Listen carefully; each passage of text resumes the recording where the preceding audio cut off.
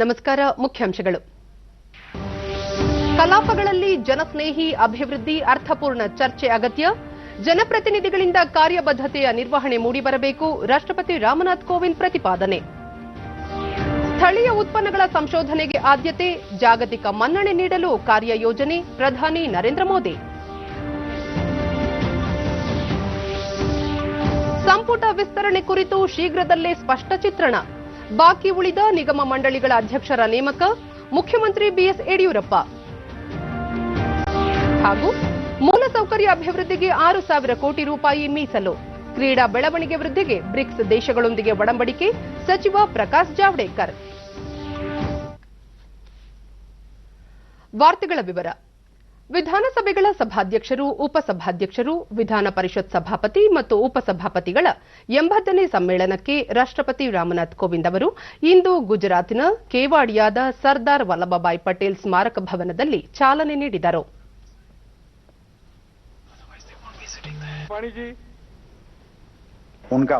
ಬಳಿಕ ರಾಷ್ಟ್ರಪತಿ ಪರಸ್ಪರ ಅಗೌರವವನ್ನು ಉಂಟು ಮಾಡುವಂತಹ ಯಾವುದೇ ಚರ್ಚೆ, ವಾದ ವಿವಾದಗಳಿಗೆ ಆಸ್ಪದ ನೀಡದೆ ಅರ್ಥಪೂರ್ಣವಾದ ಮತ್ತು ಜನಹಿತವನ್ನು ಕಾಪಾಡುವಂತಹ ಚರ್ಚೆಗಳನ್ನು ನಡೆಸಲು ಅವಕಾಶ ಮಾಡಿಕೊಡಬೇಕು ಮತ್ತು ಆಡಳಿತ ಹಾಗೂ ಪ್ರತಿಪಕ್ಷಗಳ ನಡುವೆ ಸಾಮರಸ್ಯವನ್ನು ಉಂಟು ಮಾಡಿ ತಮ್ಮ ಕ್ಷೇತ್ರಗಳ ಜನರ ಹಿತ ಕಾಪಾಡುವಂತಹ ನಿರ್ಧಾರಗಳನ್ನು ಕೈಗೊಳ್ಳುವಂತೆ ಮಾಡುವುದು ಸಂಸತ್ತು ಮತ್ತು ವಿಧಾನಮಂಡಲಗಳ ಮುಖ್ಯಸ್ಥರ ಜವಾಬ್ದಾರಿಯಾಗಿದೆ ಎಂದರು. ದೇಶದ ಏಕತೆ, ಅಖಂಡತೆಯ ಸೂತ್ರಧಾರ ಸರ್ದಾರ್ ವಲ್ಲಭಭಾಯ್ ಪಟೇಲ್ ಅವರ ಪ್ರತಿಮೆ ಸ್ಥಾಪನೆ ಮೂಲಕ ಏಕತೆಯ ಸಂದೇಶ ಸಾರಿರುವುದು ನಮಗೆ ಗೌರವದ ವಿಷಯ. 2015ನೇ ಸಾಲಿನಿಂದ ಪ್ರತಿ ವರ್ಷ ನವೆಂಬರ್ 26ರಂದು ಸಂವಿಧಾನ ದಿನ ಆಚರಿಸಿಕೊಂಡು ಬರಲಾಗುತ್ತಿದೆ. ಇದು ಪ್ರತಿಯೊಬ್ಬರ ಪಾಲಿಗೆ ಮಹತ್ವಪೂರ್ಣವಾದುದು ಎಂದರು. ಇಡೀ ವಿಶ್ವದಲ್ಲೇ ಭಾರತ ಸದೃಢ ಲೋಕತಂತ್ರ ವ್ಯವಸ್ಥೆ ಹೊಂದಿದ್ದು, ಸಂವಿಧಾನ ರಚನೆ ಸೇರಿದಂತೆ ಅನೇಕ ಅತ್ಯುತ್ತಮ ವಿಚಾರಗಳಿಗೆ ವೇದಿಕೆ ಒದಗಿಸಿದೆ. ಜನರ ಆಸೆ ಆಕಾಂಕ್ಷೆಗಳಿಗೆ ಅನುಗುಣವಾಗಿ ಜನಪ್ರತಿನಿಧಿಗಳು ಬದ್ಧತೆಯಿಂದ ಕಾರ್ಯನಿರ್ವಹಿಸುತ್ತಿದ್ದಾರೆ. ರಾಜ್ಯಗಳಲ್ಲೂ ಸಹ ಜನರ ಹಿತದೃಷ್ಟಿಯಿಂದ ಸೇವೆ ಸಲ್ಲಿಸಲಾಗುತ್ತಿದ್ದು, ಪ್ರತಿಯೊಬ್ಬರಿಗೂ ಗೌರವ ತರುವ ವಿಚಾರವಾಗಿದೆ ಎಂದು ರಾಷ್ಟ್ರಪತಿ ಅಭಿಪ್ರಾಯಪಟ್ಟರು. लोकतंत्र की प्राचीन जड़ें और भी मजबूत हो रही हैं. भारत में आज से लगभग 2500 वर्ष पहले से गण तथा संघ जैसे स्वतंत्र शब्द प्रयोग में रहे हैं. हमारे प्राचीन ग्रंथों में गणतंत्र का उल्लेख जनतंत्र तथा गणराज्य के आधुनिक संदर्भों में किया गया. हमारे यहाँ वैशाली, कपिलवस्तु और मिथिला, जो वर्तमान में बिहार राज्य के क्षेत्र हैं, जैसे अनेक गणतंत्र अस्तित्व में थे. इस प्रकार भारत को वास्तव में गणतंत्र की जननी भी कहा जाता है. ಉಪರಾಷ್ಟ್ರಪತಿ ವೆಂಕಯ್ಯ ನಾಯ್ಡು ಕಳೆದ 30 ವರ್ಷಗಳಿಂದ ಸದನದಲ್ಲಿ ವಿವಿಧ ಪಕ್ಷಗಳ ಜನಪ್ರತಿನಿಧಿಗಳು ಪ್ರಶ್ನೆಗಳನ್ನು ಕೇಳುವ ಪ್ರವೃತ್ತಿ ಕಡಿಮೆಯಾಗುತ್ತಿದೆ. ಇದು ತುಂಬಾ ಕಳವಳಕಾರಿ ವಿಚಾರವಾಗಿದೆ. ಈ ಹಿನ್ನೆಲೆಯಲ್ಲಿ ಇದರ ಗಂಭೀರತೆಯನ್ನು ಎಲ್ಲ ರಾಜಕೀಯ ಪಕ್ಷಗಳು ಅರ್ಥ ಮಾಡಿಕೊಳ್ಳಬೇಕು ಎಂದರು. ಸದನದಲ್ಲಿ ಕಾರ್ಯಕಲಾಪಗಳಲ್ಲಿ ಹೆಚ್ಚು ಪಾಲ್ಗೊಂಡು ಸದನದ ನಿಯಮಾವಳಿಗಳನ್ನು ಅರ್ಥ ಮಾಡಿಕೊಂಡು ಜನರ ಶ್ರೇಯೋಭಿವೃದ್ಧಿಗೆ ಪೂರಕವಾದ ಪ್ರಶ್ನೆಗಳನ್ನು ಕೇಳುವುದು ಮತ್ತು ಚರ್ಚೆಗಳಲ್ಲಿ ಪಾಲ್ಗೊಳ್ಳಬೇಕು ಎಂದು ತಿಳಿಸಿದರು. The Supreme Court and High Courts have delivered several far-reaching verdicts in furtherance of socio-economic objectives besides making correctional interventions. But occasionally, concerns have been raised to whether they are entering the domains of the legislative and the executive wings. There have been debates as to whether some issues should have been more legitimately left to the other organs of the government. For example, Deepavali fireworks. Lok Sabha speaker Om Birla ಮಾತನಾಡಿ, ಪ್ರಜಾಪ್ರಭುತ್ವದ 3 ಸ್ತಂಭಗಳು ಸಂವಿಧಾನದ ಆಶಯಗಳಿಗೆ ಅನುಗುಣವಾಗಿ ಕಾರ್ಯನಿರ್ವಹಣೆ ಮಾಡಬೇಕೆಂದು ಕರೆ ನೀಡಿದರು. ಜನಪ್ರತಿನಿಧಿಗಳು, ವಿಧಾನಮಂಡಲದ ಸಭಾಧ್ಯಕ್ಷರು, ಉಪಸಭಾಧ್ಯಕ್ಷರು, ಸಭಾಪತಿಗಳು ಮತ್ತು ಉಪಸಭಾಪತಿಗಳು ಜನರ ಆಶೋತ್ತರಗಳಿಗೆ ಸ್ಪಂದಿಸುವ ಕೆಲಸವನ್ನು ಮಾಡಬೇಕು. ಎಲ್ಲರೂ ಸೇರಿ ಸಂವಿಧಾನದ ಮೂಲ ಆಶಯಗಳೊಂದಿಗೆ ಪ್ರಜಾತಂತ್ರ ವ್ಯವಸ್ಥೆಯನ್ನು ಸದೃಢಗೊಳಿಸುವ ನಿಟ್ಟಿನಲ್ಲಿ ಕಾರ್ಯನಿರ್ವಹಣೆ ಮಾಡಬೇಕಿದೆ. ಈ ನಿಟ್ಟಿನಲ್ಲಿ ಒಗ್ಗಟ್ಟಿನಿಂದ ಕಾರ್ಯಪ್ರವೃತ್ತರಾಗೋಣ ಎಂದು ಓಂ ಬಿರ್ಲಾ ತಿಳಿಸಿದರು. 2 ದಿನಗಳ ಈ ಸಮ್ಮೇಳನದಲ್ಲಿ ವಿಧಾನಮಂಡಲಗಳ ಮುಖ್ಯಸ್ಥರು ಜನರ ಹಿತರಕ್ಷಣೆಗೆ ಸಂಬಂಧಿಸಿದಂತೆ ತಮ್ಮ ತಮ್ಮ ಅನುಭವಗಳನ್ನು ಪ್ರಸ್ತುತಪಡಿಸುವ ಮೂಲಕ ವಿಚಾರ ಮಂಥನ ನಡೆಸಲಿದ್ದಾರೆ ಎಂದು ಅವರು ಹೇಳಿದರು. नवाचारों को आदान प्रदान कर कर जनता के प्रति इन संस्थाओं को और जवाबदेही बनाते हैं. मैं इस मौके पर विशेष रूप से माननीय प्रधानमंत्री नरेंद्र मोदी जी का भी धन्यवाद देना चाहता हूं. All were representing. ಕೇಂದ್ರ ಸಂಸದೀಯ ವ್ಯವಹಾರಗಳ ಸಚಿವ ಪ್ರಹ್ಲಾದ್ ಜೋಶಿ, ಸಾಮಾಜಿಕ ಹರಿಕಾರ ಬಸವಣ್ಣ 12ನೇ ಶತಮಾನದಲ್ಲಿ ಅನುಭವ ಮಂಟಪವನ್ನು ಸ್ಥಾಪನೆ ಮಾಡಿ ಪ್ರಜಾಪ್ರಭುತ್ವಕ್ಕೆ ಬುನಾದಿ ಹಾಕಿದ್ದರು. ಇದೇ ಮಾರ್ಗದಲ್ಲಿ ಡಾ ಅಂಬೇಡ್ಕರ್ ಅವರು ದೇಶಕ್ಕೆ ಸಂವಿಧಾನವನ್ನು ನೀಡಿದರು ಎಂದರು. ಇತ್ತೀಚಿನ ದಿನಗಳಲ್ಲಿ ಜನರು ರಾಜಕಾರಣಿಗಳ ಬಗ್ಗೆ ಹಗುರವಾಗಿ ಮಾತನಾಡುವಂತಾಗಿದ್ದು ಅವರ ವಿಶ್ವಾಸವನ್ನು ಕಳೆದುಕೊಳ್ಳುತ್ತಿದ್ದೇವೆ. ಇಂತಹ ಪರಿಸ್ಥಿತಿಯನ್ನು ಹೋಗಲಾಡಿಸಿ ಜನರಲ್ಲಿ ವಿಶ್ವಾಸ ಮೂಡಿಸುವಂತೆ ಮಾಡುವ ಜವಾಬ್ದಾರಿ ನಮ್ಮ ಮೇಲಿದೆ ಎಂದು ಹೇಳಿದರು. ವಿಧಾನಮಂಡಲಗಳ ಮುಖ್ಯಸ್ಥರು ಜನರ ಶ್ರೇಯೋಭಿವೃದ್ಧಿಗೆ ಪೂರಕವಾದ ನಿರ್ಧಾರಗಳನ್ನು ತೆಗೆದುಕೊಳ್ಳುವಂತೆ ನೋಡಿಕೊಳ್ಳಬೇಕು. ಈ ದಿಸೆಯಲ್ಲಿ ವಿಧಾನಮಂಡಲದಲ್ಲಿ ವಿಸ್ತೃತ ಚರ್ಚೆಗಳು ನಡೆಯುವಂತಾಗಬೇಕು ಎಂದು ಪ್ರಹ್ಲಾದ್ ಜೋಶಿ ತಿಳಿಸಿದರು. This is our legacy, and today the presiding officers conference we have to decide, we have to resolute that all the 3 organs are independent, but many times because of sometimes behavior of all of us, I am not telling presiding officer, all political sects, because of our political sect people are losing confidence.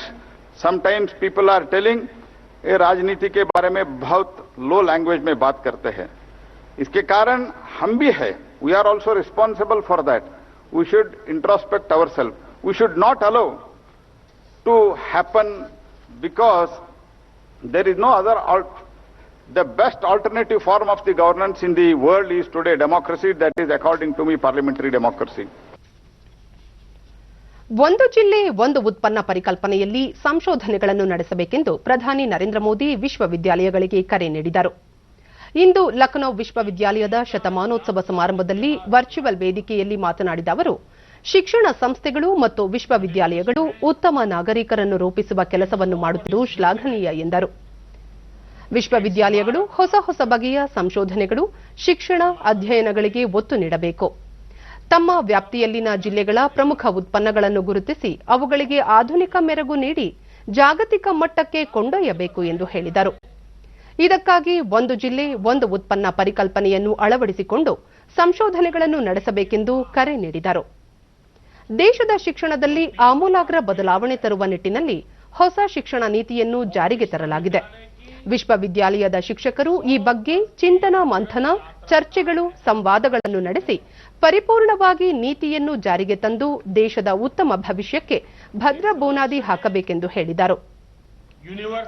2047ಕ್ಕೆ ದೇಶದ ಸ್ವಾತಂತ್ರ್ಯ ಶತಮಾನೋತ್ಸವ ವರ್ಷವನ್ನು ಆಚರಿಸಲಾಗುತ್ತದೆ. ಈ ಹಿನ್ನೆಲೆಯಲ್ಲಿ ಮುಂದಿನ 25 ವರ್ಷಗಳ ಕಾರ್ಯಸೂಚಿಯನ್ನು ರೂಪಿಸಿಕೊಂಡು ಆ ನಿಟ್ಟಿನಲ್ಲಿ ಸಂಶೋಧನೆಗಳು ಮತ್ತು ಅಧ್ಯಯನಗಳನ್ನು ನಡೆಸಬೇಕು ಎಂದು ವಿಶ್ವವಿದ್ಯಾಲಯಗಳಿಗೆ ಕರೆ ನೀಡಿದರು. ನಮ್ಮ ದೇಶದಲ್ಲಿ ನಮಗಿರುವ ಸಾಮರ್ಥ್ಯವನ್ನು ಪೂರ್ಣವಾಗಿ ಬಳಸಿಕೊಳ್ಳುತ್ತಿಲ್ಲ. ಇದನ್ನು ಪರಿಪೂರ್ಣವಾಗಿ ಬಳಸಿಕೊಳ್ಳುವ ನಿಟ್ಟಿನಲ್ಲಿ ಇಚ್ಛಾಶಕ್ತಿಯನ್ನು ಪ್ರದರ್ಶಿಸಬೇಕಾಗಿದೆ ಎಂದು ಹೇಳಿದ ಅವರು, ವಿಶ್ವವಿದ್ಯಾಲಯಗಳು ಅಳವಡಿಸಿಕೊಳ್ಳುವ ಸಂಶೋಧನೆ, ಅಧ್ಯಯನಗಳು ಸರ್ಕಾರದ ನೀತಿ ನಿರೂಪಣೆಗೆ ಪೂರಕವಾಗಿರಲಿವೆ ಎಂದರು. राजनीतिक हो या प्रशासनिक, शैक्षणिक हो या साहित्य, सांस्कृतिक हो या खेलकूद, हर क्षेत्र की प्रतिभाओं को लखनऊ यूनिवर्सिटी ने निखारा है, संवारा है. यूनिवर्सिटी का आर्ट्स क्वाड्रिगल अपने आप में बहुत सारा इतिहास समेटे हुए है.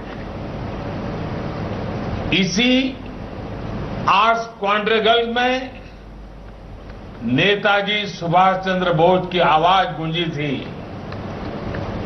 और उस वीर वाणी में कहा था, भारत के लोगों को अपना संविधान बनाने दो या फिर इसका खामियाजा भुगतो. कल जब हम भारत के लोग अपना संविधान दिवस मनाएंगे तो नेताजी सुभाष बाबू के वो हुंकार नई ऊर्जा लेकर आएगी। साथियों, लखनऊ यूनिवर्सिटी से इतने सारे नाम जुड़े हैं। ಇದಕ್ಕೂ ಮುನ್ನ ಪ್ರಧಾನಿ ಲಖನೌ ವಿಶ್ವವಿದ್ಯಾಲಯದ ಶತಮಾನೋತ್ಸವದ ನೆನಪಿಗಾಗಿ ವಿಶೇಷ ನಾಣ್ಯ ಮತ್ತು ಅಂಚೆ ಚೀಟಿಯನ್ನು ಬಿಡುಗಡೆ ಮಾಡಿದರು.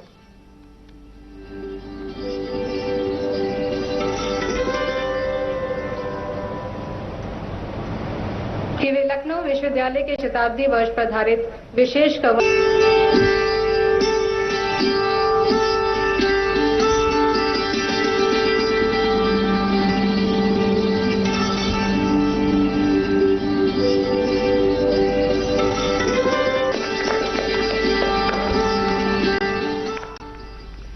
ನಿವಾರ್ ಚಂಡಮಾರುತದ ಪ್ರಭಾವ ರಾಜ್ಯದ ಮೇಲೂ ಉಂಟಾಗುವ ಸಾಧ್ಯತೆ ಇರುವ ಹಿನ್ನೆಲೆಯಲ್ಲಿ ಎಲ್ಲ ರೀತಿಯ ಮುಂಜಾಗ್ರತೆ ವಹಿಸಲು ತಿಳಿಸಲಾಗಿದೆ ಎಂದು ಮುಖ್ಯಮಂತ್ರಿ ಬಿಎಸ್ ಯಡಿಯೂರಪ್ಪ ಮೈಸೂರಿನಲ್ಲಿಂದು ತಿಳಿಸಿದ್ದಾರೆ.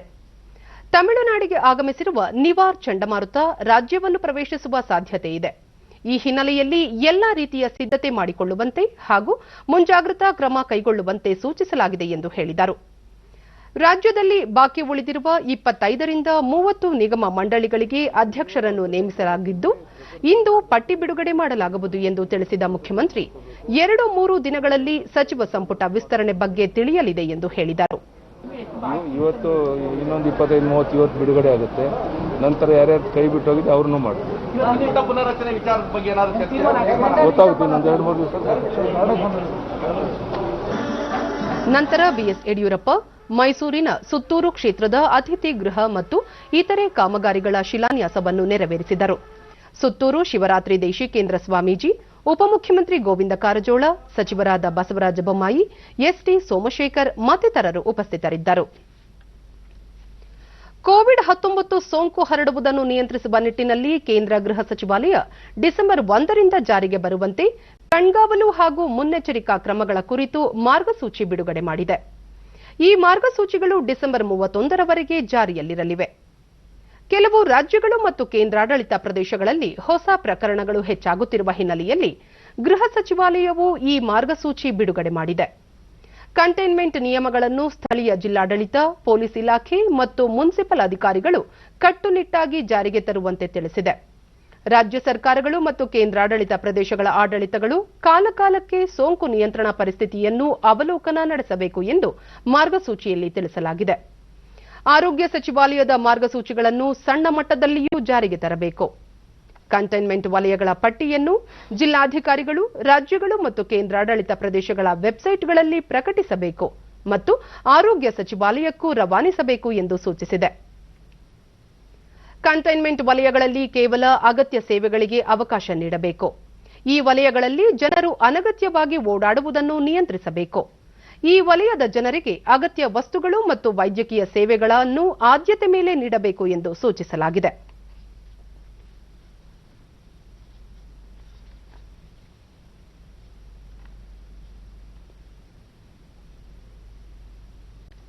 ಆರ್ಥಿಕ ಅವ್ಯವಹಾರಗಳು ನಡೆದಿರುವ ಹಿನ್ನೆಲೆಯಲ್ಲಿ ಲಕ್ಷ್ಮೀ ವಿಲಾಸ್ ಬ್ಯಾಂಕ್ ಅನ್ನು ಡಿಬಿಎಸ್ ಬ್ಯಾಂಕ್ ಇಂಡಿಯಾ ಲಿಮಿಟೆಡ್ನೊಂದಿಗೆ ವಿಲೀನ ಮಾಡಲು ಕೇಂದ್ರ ಸಚಿವ ಸಂಪುಟ ಸಭೆ ಮಹತ್ವದ ನಿರ್ಧಾರ ಕೈಗೊಂಡಿದೆ.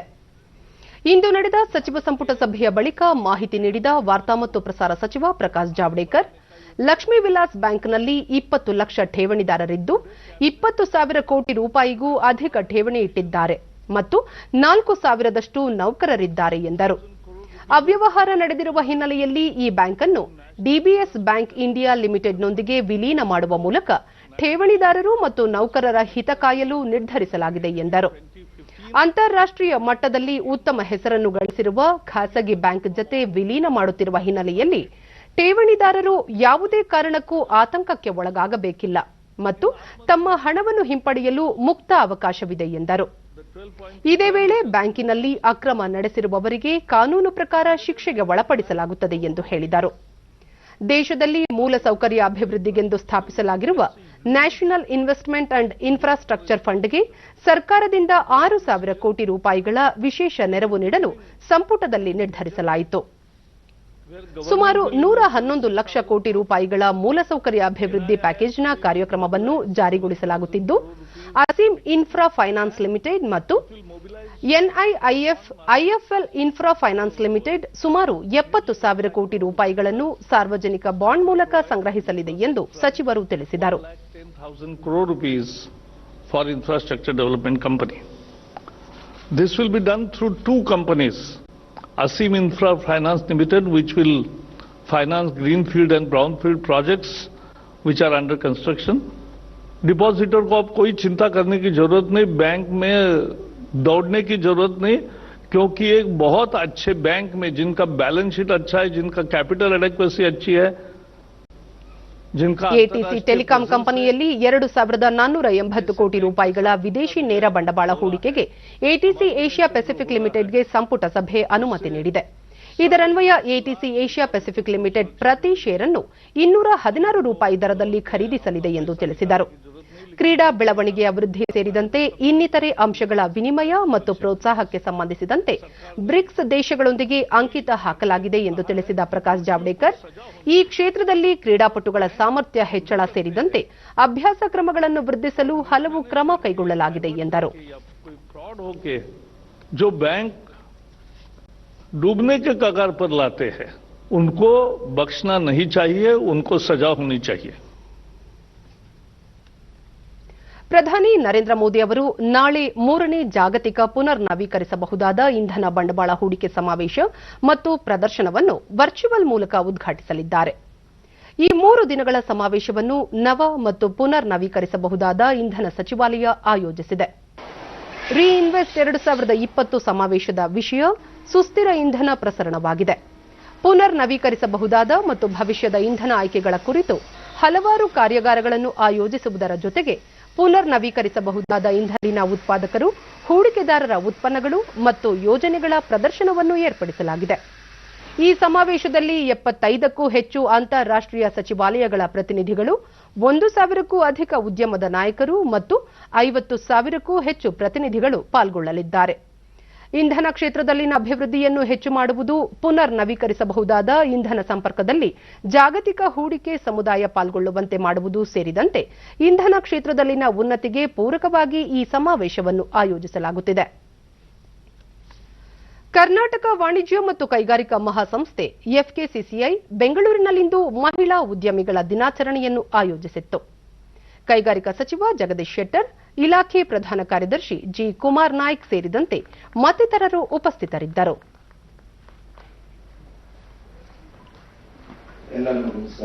ಎಫ್ಕೆಸಿಸಿಐ ಅಧ್ಯಕ್ಷ ಪೆರಿಕಲ್ ಎಂ ಸುಂದರ್, ಮಹಿಳಾ ಉದ್ಯಮಿಗಳ ಸಬಲೀಕರಣಕ್ಕೆ ಒತ್ತು ನೀಡುವುದು ಅತ್ಯಗತ್ಯವಾಗಿದೆ. ಮಹಿಳೆಯರು ವಿವಿಧ ಕ್ಷೇತ್ರಗಳಲ್ಲಿ ತಮ್ಮನ್ನು ತೊಡಗಿಸಿಕೊಂಡಿದ್ದು ಯಶಸ್ವಿ ಉದ್ಯಮಿಗಳಾಗಿ ರೂಪುಗೊಳ್ಳುತ್ತಿರುವುದು ಆಶಾದಾಯಕ ಬೆಳವಣಿಗೆಯಾಗಿದೆ ಎಂದರು. ಭಾರತದಲ್ಲಿ ಮಹಿಳೆಯರು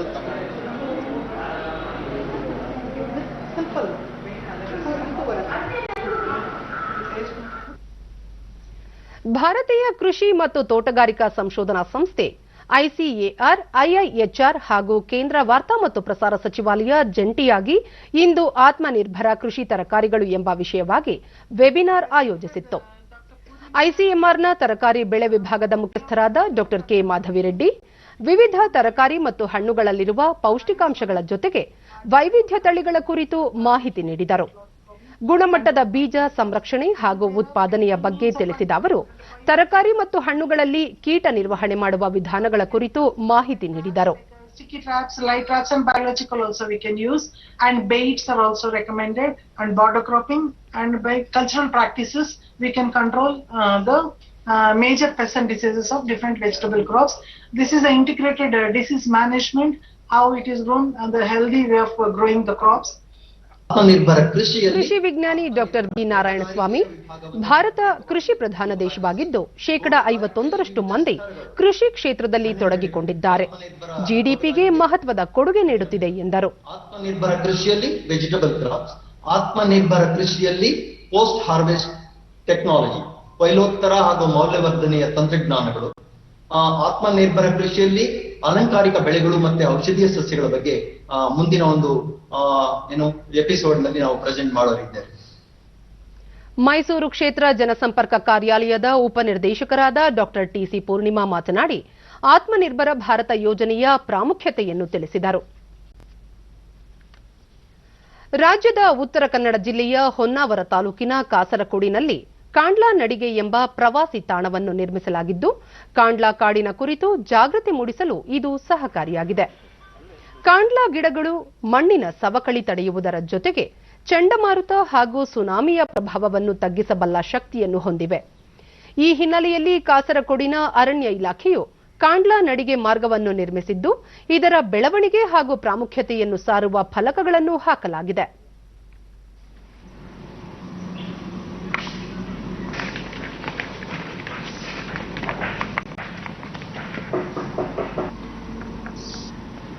ವಿಶಾಲವಾದ ಡಿಡಿ ನ್ಯೂಸ್ನೊಂದಿಗೆ ಪ್ರವಾಸಿಗ ಶ್ರೀಕಾಂತ್, ಕಾಂಡ್ಲಾ ನಡಿಗೆ ಮಾರ್ಗವನ್ನು ನಿರ್ಮಿಸಿರುವುದು ವಿಶೇಷವಾಗಿದ್ದು, ಇದರ ಪ್ರಾಮುಖ್ಯತೆಯನ್ನು ತಿಳಿಯಲು ಅವಕಾಶ ದೊರೆತಿದೆ ಎಂದರು. ಅದನ್ನು ನಮ್ಮ ಫಾರೆಸ್ಟ್ ಆಫೀಸರ್ ಅವರು ಎಲ್ಲ ತೋರಿಸಿ ನಮಗೆ ಇಲ್ಲಿ ಹೆಂಗಿದೆ ಅಂತ ಹೇಳಿ ತೋರಿಸಿದ್ದಾರೆ. ನಮಗೆ ಇದು ಒಳ್ಳೆ ಸ್ಥಳ. ಇದು ಬೆಂಗಳೂರಲ್ಲಿ ನಮಗೆ ನೋಡಕ್ಕೆ ಸಿಗುವುದಿಲ್ಲ. ಇಲ್ಲಿ ಮತ್ತೋರ್ವ ಪ್ರವಾಸಿಗ ಶ್ರೀನಾಥ್, ಕಾಂಡ್ಲಾ ಗಿಡಗಳ ಬಗ್ಗೆ ತಿಳಿದುಕೊಳ್ಳಲು ಇದೊಂದು ಅತ್ಯುತ್ತಮ ಪ್ರವಾಸಿ ತಾಣವಾಗಿದೆ.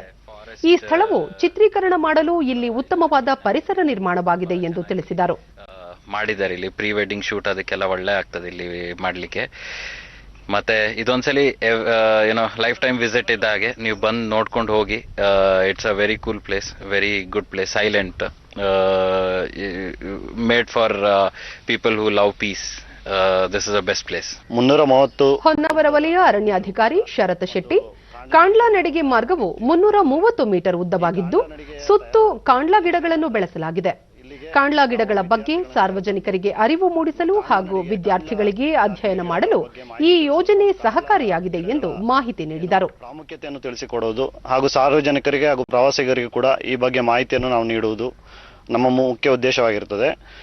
ಈ ಷರತ್ತು ಹಿನ್ನೆಲೆಯಲ್ಲಿ ಅಂದಾಜು ಒಂದು 14 ಜಾತಿಯ ವಿವಿಧ ಜಾತಿಯ ಕಾಂಡ್ಲಾ ಗಿಡಗಳಿರ್ತವೆ.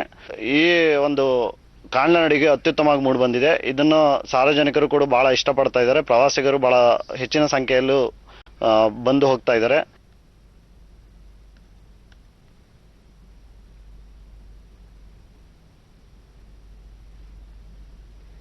ಸರ್ಕಾರದ ಸಕಾಲಿಕ ಕ್ರಮಗಳಿಂದಾಗಿ ಕೋಲಾರ ಜಿಲ್ಲೆಯಲ್ಲಿ ಕೊರೋನಾ ಸೋಂಕಿತರ ಚೇತರಿಕೆ ಪ್ರಮಾಣ ಗಣನೀಯವಾಗಿ ಏರಿಕೆಯಾಗಿದ್ದು, ಸಾವಿನ ಪ್ರಮಾಣ ತೀವ್ರವಾಗಿ ಇಳಿಮುಖವಾಗಿದೆ.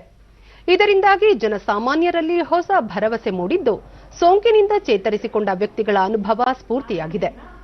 ಸರ್ಕಾರಿ ಆಸ್ಪತ್ರೆ ಮತ್ತು ಕೋವಿಡ್-19 ದೃಢಪಟ್ಟ ವಾರ್ಡ್ಗಳಲ್ಲಿ ಸೋಂಕು ತಡೆಗಟ್ಟುವ ಕ್ರಮಗಳನ್ನು ಅನುಸರಿಸಿ ಸ್ವಚ್ಛತೆಗೆ ಹೆಚ್ಚಿನ ಆದ್ಯತೆ ನೀಡಲಾಗಿದ್ದು, ಆಧುನಿಕ ತಂತ್ರಜ್ಞಾನಗಳನ್ನು ಅಳವಡಿಸಿ ಚಿಕಿತ್ಸೆ ನೀಡಲಾಗುತ್ತಿದೆ.